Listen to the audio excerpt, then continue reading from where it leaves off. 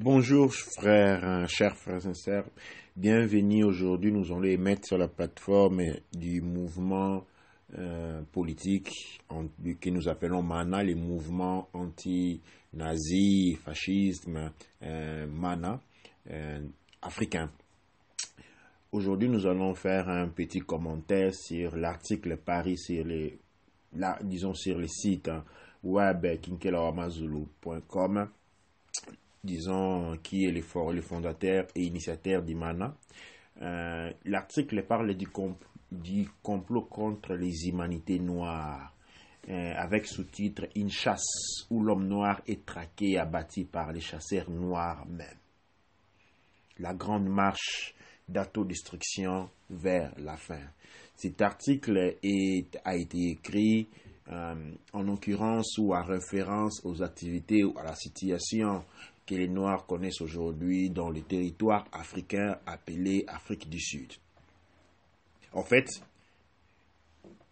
une étude superficielle sur les dernières 50 ans de l'histoire africaine en Afrique, parce que généralement, nous nous intéressons beaucoup à la situation des Africains en Occident. Et ceci fait que nous négligeons d'une manière drastique, d'une manière dramatique, la situation même des Africains en Afrique.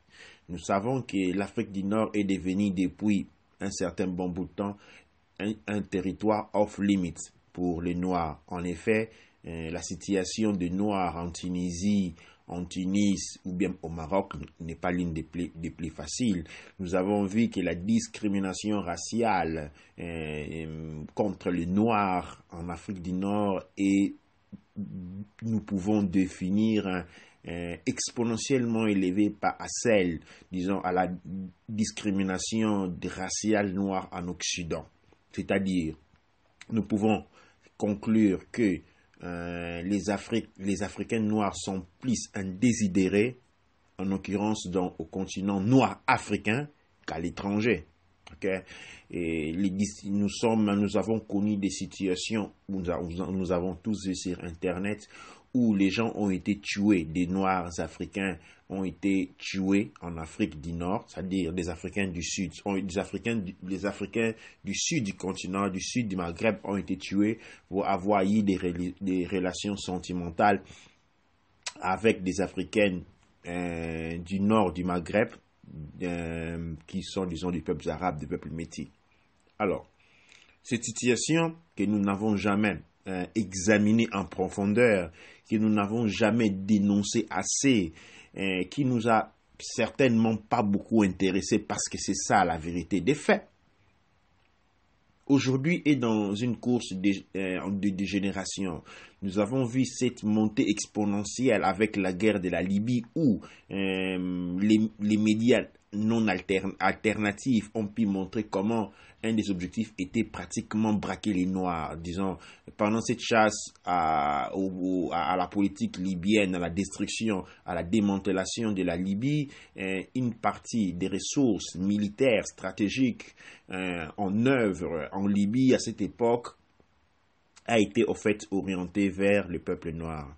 Et nous savons depuis que les maltraitements, les humiliations, les tueries des Noirs en Libye ont augmenté de manière exponentielle. Okay? Et quand les Noirs, malheureusement, quand les Noirs sont tués, on ne parle pas de terrorisme. Le terrorisme, en réalité, c'est un acte de terreur. Et quand on s'attaque à une population dans le but de la tuer, cette population est terrorisée. Et par conséquent, l'adjectif terrorisme s'applique aussi à ceux qui s'acharnent sur le peuple noir en Afrique du Nord. Mais cela n'est pas le cas. On dirait que le terme terrorisme est devenu un adjectif de préférence. Seulement quand un acte criminel est commis en Occident qu'on parle de terrorisme. Quand elle est commise en Afrique, on n'en parle pas du tout.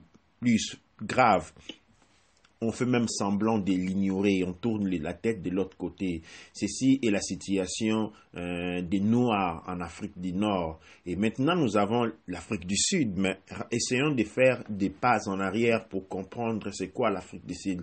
L'Afrique du Sud, qui est reconnue aujourd'hui une force, la force économique africaine la plus puissante, vu que la Libye a été détruite. Aujourd'hui, c'est mais au milieu d'un phénomène de lynchage, de tuerie, d'exécution publique des Noirs sous les yeux de tout le monde. Okay?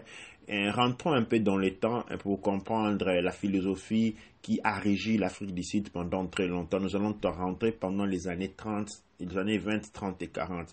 L'Afrique du Sud, en fait, a été occupée par la population australienne blanche et nous avons des Allemands et des Anglais. D'où il y a une certaine différenciation entre le Boers et les Afrikaners qui ont mené une guerre sanglante, pour le contrôle de l'Afrique du Sud, surtout quand on a découvert les pétroles en Afrique du Sud, à autre que les diamants, l'or et beaucoup d'autres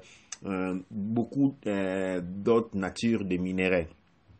Mais une intention importante a été portée sur la population noire sud-africaine, parce que contrairement à la politique hitlérienne qui consistait à l'élimination totale de la race inférieure à cette époque, puisque la race noire était inconnue, définie ainsi. En Afrique du Sud, on procédait à une domination. La domination imposait une restructuration de la population africaine. C'est ainsi qu'on a procédé à une tuerie. Il fallait éliminer, comme dans une poulailler surpeuplée, il fallait descendre, réduire le nombre de noirs au minimum et surtout contrôler sa capacité, c'est-à-dire sa force de naissance. C'est ainsi qu'une politique qui aboutira à l'apartheid, qui n'est rien d'autre que le nazisme, a été mise en place en Afrique du Sud. Et aujourd'hui, nous avons un phénomène complètement différent après tous les événements que nous avons connus, que l'Afrique a connus sans pour autant rentrer de manière profonde dans l'histoire. Nous savons aujourd'hui que la deuxième guerre mondiale a commencé en Afrique du Sud, parce que c'est l'Afrique du Sud qui, le 9 septembre 1939, déclare la guerre contre l'Allemagne hitlérienne. La raison pour laquelle cette guerre a été déclarée était en fait parce que Hitler revendiquait l'Afrique ouest, qui était son terrain de conquête avant la Première Guerre mondiale. Alors, l'Afrique du Sud aujourd'hui est dans une situation où vous avez vu les informations où il y a la chasse aux Noirs, c'est-à-dire les peuples Zoulous, Tébélé et autres peuples de l'Afrique du Sud. On ne parle certainement pas de tout le monde, mais on parle d'un phénomène en vigueur dans les grandes villes. On attaque les non-noirs de l'Afrique du Sud, ils sont lynchés, ils sont traqués par les rues, dans le lieu de travail, arrêtés et traînés de force sur les places publiques où ils sont fouettés et brûlés vifs. Alors, cette phénoménologie doit nous intéresser beaucoup, parce que quand essayons de faire une projection démographique, ces phénomènes avaient une très forte concentration en Afrique du Nord. C'est ce que les médias ont voulu nous faire voir, mais ceci n'a jamais été le cas. Je vais vous souligner ici le cas de l'Angola. Dans l'Angola, il y a une répression sous l'excuse des sans-papiers, mais qui est une répression des peuples noirs par les peuples noirs. Okay. En fait, dans tous les autres continents, en l'occurrence en Occident, quand il y a ce genre de problèmes, on trouve des accords. C'est-à-dire, on ne fait pas une répression, mais les divers gouvernements se mettent d'accord pour pouvoir trouver un accord qui puisse permettre une régulation d'une certaine manière, sur base de combien de temps les personnes qui se retrouvent sans papier se retrouvent dans ce territoire. Mais même s'il faut procéder à une expulsion, l'expulsion doit faire avec dignité. En fait, je vais ici vous rappeler le fait que quand les relations diplomatiques entre l'Allemagne et l'Afrique du Sud avaient été rompues, ok, le peuple allemand, c'est quand même, les peuples, disons, sud-africains, la partie blanche sud-africaine, s'est levé à protester parce qu'ils ne voulaient pas que les Allemands, l'armée allemande qui avait été délaissée par les troupes ultérieures en Afrique du Sud puisse être soumise à des humiliations. Okay? Bien qu'en étant ennemi, une certaine valeur a voulu être reconnue, une valeur humaine. C'est-à-dire, bien qu'indésirable sur ce territoire, il a fallu quand même être considéré, les reconnaître la dignité humaine et être traiter des conséquences. Cela n'est pas absolument présent quand il s'agit par exemple du cas de l'Angola où les gens sont traités de manière inhumaine. C'est ainsi qu'on voit que l'homme noir ne reconnaît pas ou il n'a absolument aucune notion d'humanité par rapport à son égard, par rapport, disons, à son semblable. Il ne reconnaît pas, il ne sait pas des points de vue psychiques improntés en lui, disons, infligés en lui des paramètres humains dont qu'il puisse reconnaître à l'autre. Ceci n'est pas seulement le cas de l'Angola, nous avons vu le cas des Congo d'Ianfoua, les Congo Brazzaville, les Congo de l'autre côté du Zaïre, de l'autre côté du Congo Zaïre. À maintes reprises, quand il y a eu des conflits déjà depuis le temps du régime Mobutu, les Congolais se retrouvant à Kinshasa ont eu pour instinct de survie celui de traverser de l'autre côté du fleuve pour trouver abri. Souvenons-nous qu'avant l'arrivée des Occidentaux, c'est tous ces grands territoires constitués l'Empire Congo. Donc on parle d'un même peuple, okay? Ou disons de peuples cousins. Des pays cousins. Mais qu'est-ce qui s'est passé à toutes les reprises que les aéro-congolais se sont retrouvés en fuite en Congo, ils ont été maltraités. Nous avons vu pendant ces dernières années, la dernière fois que cela est arrivé durant les règnes encore de Kabila, les fils, nous avons vu comment les femmes, les filles les aéro-congolais ont été traqués par dans les rues de Brazzaville, violés, utilisés. Les hommes ont été tapés, chassés, éliminés, jetés dans l'eau. Okay? Là encore, nous avons affaire à un épisode où les Noirs tuent les Noirs. Mais ceci n'est pas la fin. Il y a un répertoire infini ici. Mais je vais ajouter un autre exemple, celui du Congo-Zaïre quand même, quand il y a eu conflit avec les Rwandais. Les Rwandais, peuple qui est déjà sorti d'un grand traumatisme, c'est celui du massacre des Tutsis. Okay, a dû subir des humiliations, des tueries, des viols dans les rues de Kinshasa quand, durant le régime du Kabila, les pères Laurent Désiré Kabila, à un certain moment, il a été important de justifier des erreurs commises en utilisant le peuple rwandais, en jetant le peuple rwandais entre les mains des aéro-congolais, en transformant ces derniers à des bêtes de guerre. C'est-à-dire, il faut savoir que les Rwandais ont vécu en Kinshasa pendant des années. Et beaucoup d'entre nous ont grandi avec des Rwandais. On ne se demandait même pas qui ici c'était Rwandais ou pas. On n'avait pas ce sens de différenciation. Mais cependant, qu'est-ce qui s'est passé? Les Rwandais étaient devenus l'ennemi numéro 1 sous le bref séjour présidentiel de Laurent Désiré Kabila. Ces derniers ont été traqués, tués, les femmes ont été violées. Alors, encore une fois, nous avons une situation où les Noirs se sont livrés à des tueries, à des exécutions, à des viols sur des autres Noirs. Les exemples sont légion. Mais aujourd'hui, nous constatons un événement sur des points géopolitiques très importants. Il y a une accentuation de cette situation au point où nous pouvons, du point de vue philosophique, dire que l'Africain a perdu sa terre parce que l'Africain ne se retrouve plus, ne se reconnaît plus. Les Congolais, aujourd'hui, chez lui, les Congolais zaïrois est complètement déjoué des jeux politiques, des jeux économiques par la présence étrangère, c'est-à-dire la présence, nous avons indienne, pakistanaise, ainsi de suite sur le territoire, et même ajouter à cela la présence chinoise. L'Africain, je ne parle seulement pas du Congo, je parle du Mali, avec l'armée, la présence, l'occupation de la présence des militaires françaises, c'est-à-dire l'État Mali est pris au siège. Je parle du Togo, je parle du Bénin, je parle du Burkina Faso. C'est-à-dire, je parle de l'Afrique. L'Africain est en train de perdre son territoire. Il perd toute légitimité à de vivre librement dans ces territoires. Il ne sait plus où aller. L'Africain est devenu étranger partout. Il est étranger en Amérique, il est étranger en Europe, il devient aussi étranger en Afrique.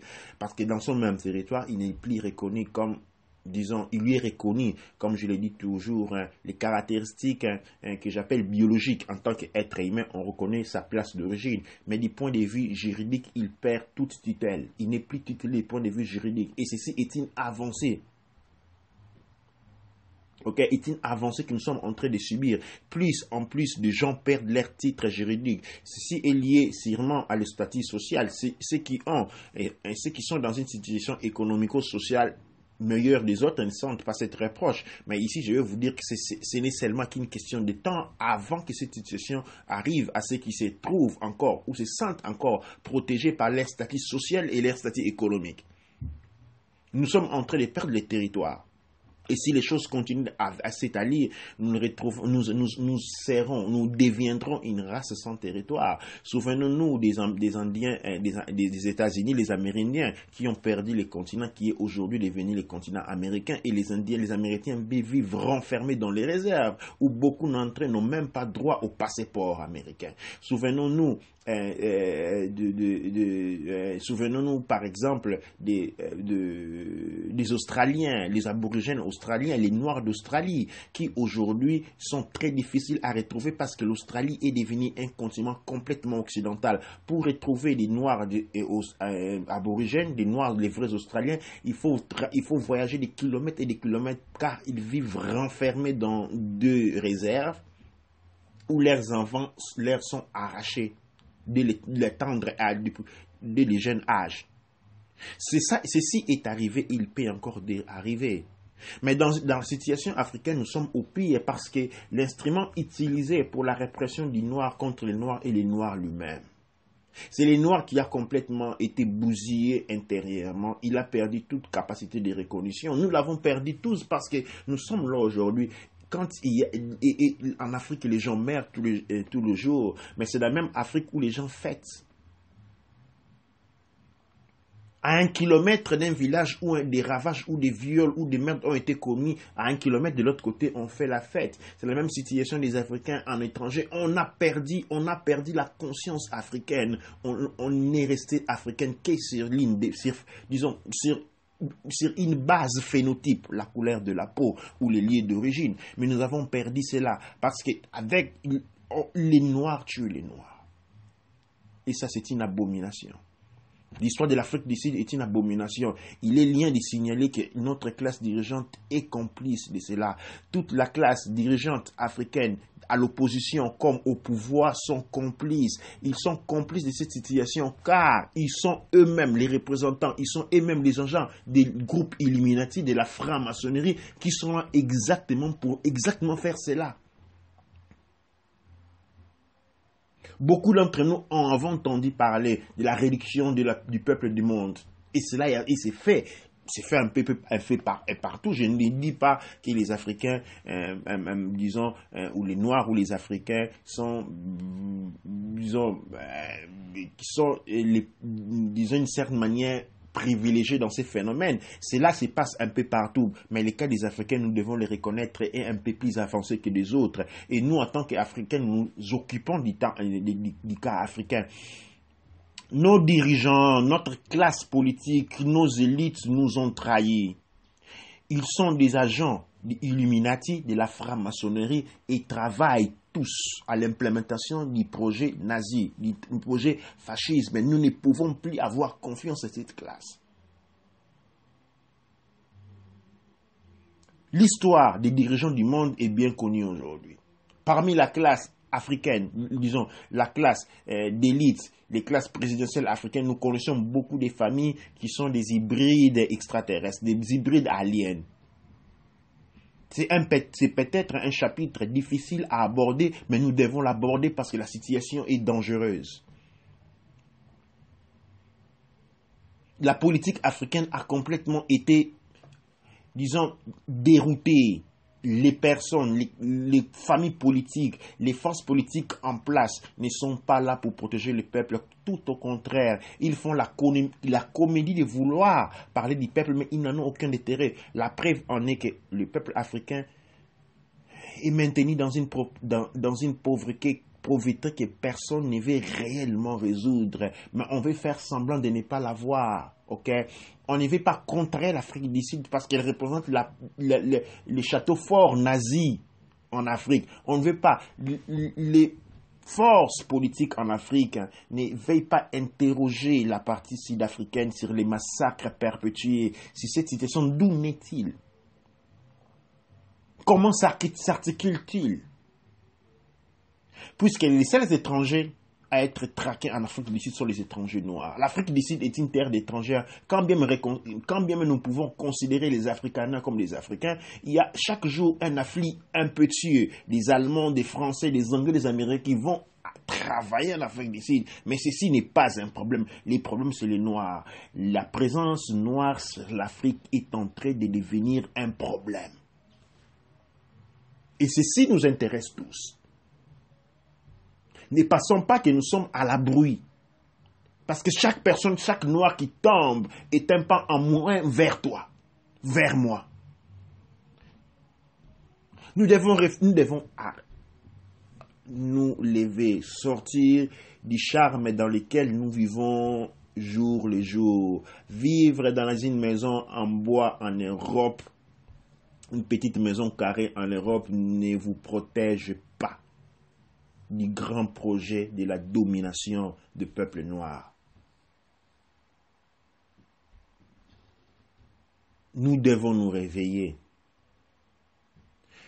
Nous devons nous construire. Il est absolument abnormal que des Africains, des Noirs soient tués, maltraités et que nous autres, nous soyons ici en train de faire la fête ou tout simplement cela ne nous intéresse pas. Mes frères et sœurs, quand cela va vous arriver, cela ne va pas non plus intéresser aux autres. Parce que vous allez être traité de la manière dont vous avez traité les autres.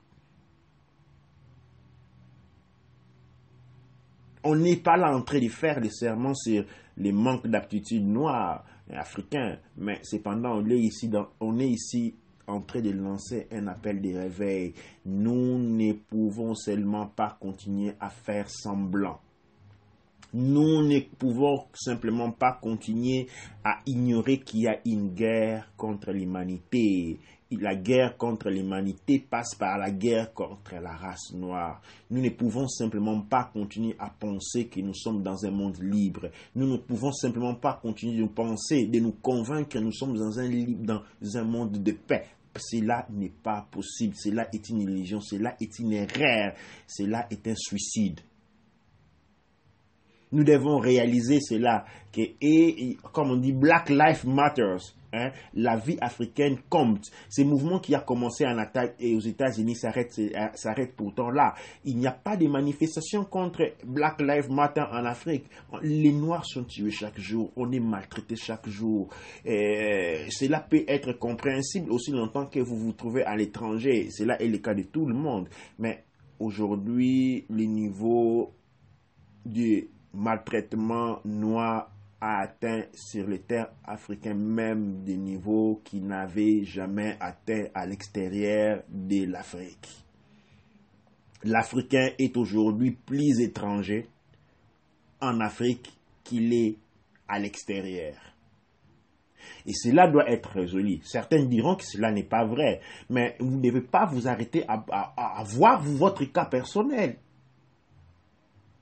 Regardez sur une base des pourcentages. Vous allez vous rendre compte que ceci est le cas. Sinon, pourquoi des millions de gens se jetteraient-ils dans la mer dans le but de joindre l'Italie, sachant que probabilité, en termes de pourcentage des personnes qui arrivent vivant en Italie, c'est moins de 20%. Mais les gens, quand même, vont mourir. Pourquoi? Parce qu'ils sont chassés de chez eux, parce qu'ils ne se sentent pas bien chez eux. Ils ne se sentent pas en sécurité au point de vouloir risquer la mort pour aller chercher la sécurité dans une terre étrangère dont on sait là, on ne va pas être bien accueilli.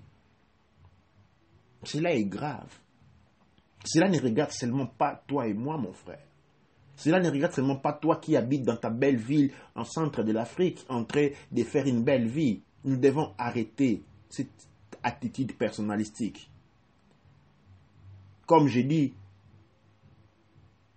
si aujourd'hui ce n'est pas toi, ce sont les autres, et tu ne réagis pas, et tu ne dis rien, demain cela va arriver à toi. Bien entendu, les secteurs, les combats, les points de lutte du peuple noir sont divers. Nous devons tous être d'accord quand pour faire tout combat, nous devons avant tout survivre. Et donc la survie du peuple noir est une notion, est un point obligatoire. Et c'est là, nous pouvons protéger la vie noire seulement quand nous devenons conscients.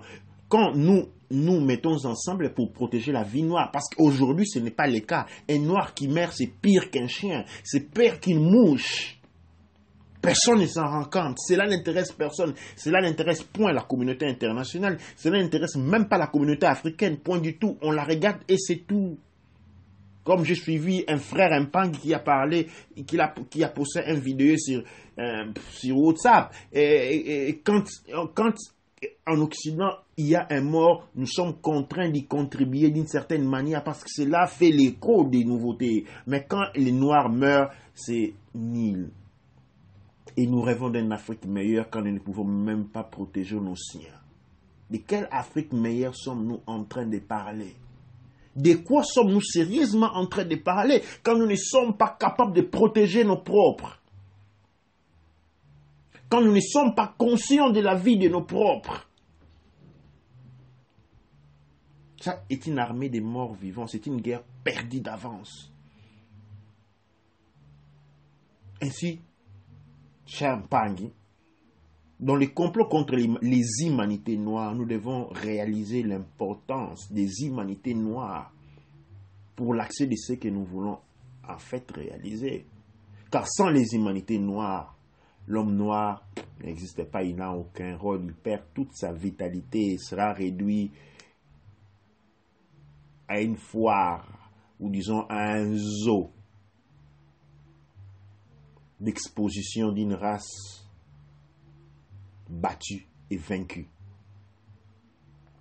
Ainsi, chers frères et sœurs, je ne vous appelle pas à la mobilisation, je vous appelle à une prise de conscience. Je suis prêt à discuter avec n'importe quelle personne sur ce sujet. Je suis prêt à aider les Mpangui à vouloir s'élever. Si vous voulez parler, si vous voulez devenir active, si vous voulez donner, apporter votre contribution dans les humanités noires, excusez-moi, vous pouvez toujours me contacter. Mon site web est le www.kinkelawamazulu.com. Je suis présent vous me trouvez aussi sur Facebook en cherchant juste kinkelawamazulu.com. Et je vous invite à vous lever. Si vous ne pouvez pas, vous avez perdu toute motivation, vous avez perdu toute force pour pouvoir résister. Si vous pensez que vous avez déjà failli, alors dites-le à vos fils que vous ne pouvez plus rien faire pour eux. Parce que vos fils que vous regardez, oui, c'est là, ceux qui ont 4, 5 ans, 6 ans, 7 ans, 10 ans, vont être les esclaves de demain. Et peut-être que seulement 1 sur 4 d'eux va survivre à ce qui est en train d'arriver.